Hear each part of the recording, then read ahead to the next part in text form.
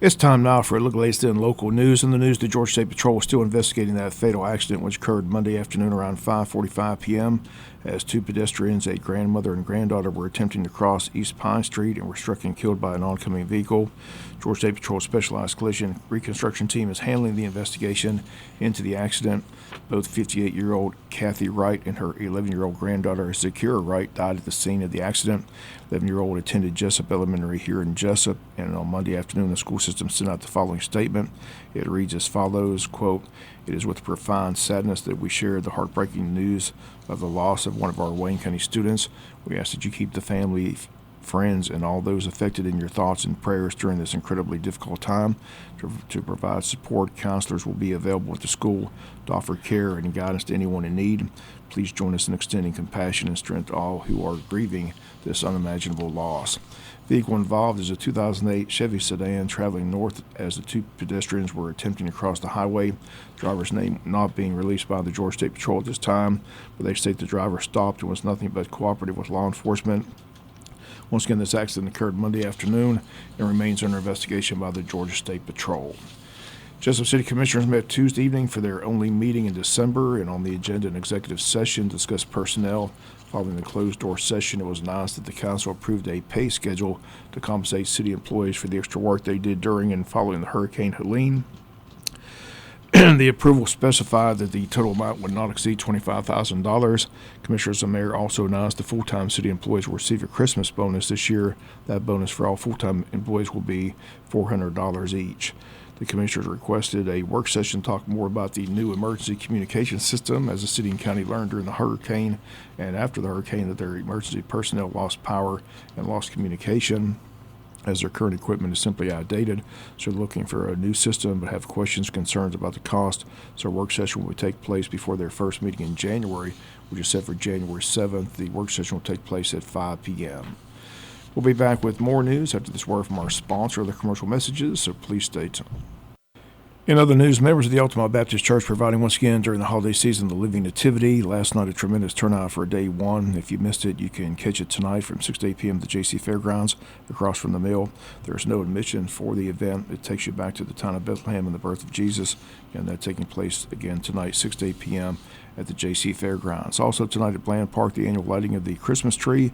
Family of Ross Murphy will do the honors of lighting the tree. It all begins at 6 p.m. this afternoon before the tree lighting performances by the Wayne Christian Academy, the Martha Ross Smith Elementary Choir, and the Jesup Church of God Livewire Kids Choir, all performing Christmas music. Following the tree lighting, Santa and Mrs. Claus will be on hand for pictures. Also, the Grinch will be in attendance as well.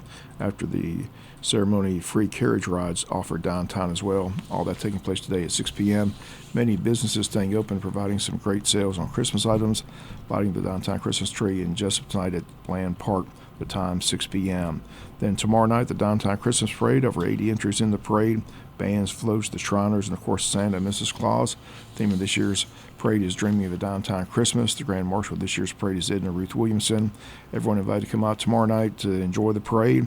Come early, get a good seat. DDA Director Kara Lopez, one of our guests this morning on the World Famous Butch and Bob Show, with all the details about the parade, about tonight's lighting of the tree. City of Scrivener's Christmas Parade is scheduled for Saturday, December the 14th. It'll begin at Bill Royal Street. Starts at 3 p.m. Entering the Scrivener Christmas Parade is a new unopened toy. To register and need more information about the Scrivener Christmas Parade, call Scrivener City Hall at 912-579-2211. We'll be back with some final news notes after this word from our sponsor, the commercial messages, so please stay tuned. Final notes in news this week, the Governor's Office of Student Achievement has identified numerous Georgia elementary, middle, and high schools that the state has deemed as low-performing schools. And to combat the situation, the Georgia Promise Scholarship, a school voucher program, will become available early in 2025. Application process begins in 2025. Funding will be available after July 1st. Governor Kemp stating, quote, "There's nothing more important to the continued success of our state than the safeguarding and strengthening the lives, education, and future of our students, and that can only be accomplished by ensuring Georgia students have access to as many opportunities that will set them up for success. As I stated in my State of the State address, we can and must take in all of the above approach to K through 12 education. Georgia Promise Scholarship will allow families to use funds from a $6,500 voucher to pay for private school tuition and fees, required textbooks, tutoring services, transportation services, and other approved expenses. Students whose family income does not exceed 400% of the federal poverty level will receive priority consideration. Application portal is expected to begin open in early 2025, with funding available after July 1st. State has listed all the schools across the state that they list as low-performing schools. In Wayne County, the following schools are on the list: Jesup Elementary, Scriven Elementary, and Martha Puckett Middle School. Community-wide blood drive is set for Calvary Baptist Church Gymnasium on Monday, December 16th from 1 to 6 p.m., sponsored by the Jesup Shriners Ladies Auxiliary. They should please visit redcrossblood.org and enter Jesup to schedule an appointment. Once again, the date, Monday, December 16th from 1 to 6 p.m. That's going to do it for latest in local news. Sports comes your way in a few minutes. Bob Morgan, have a great day.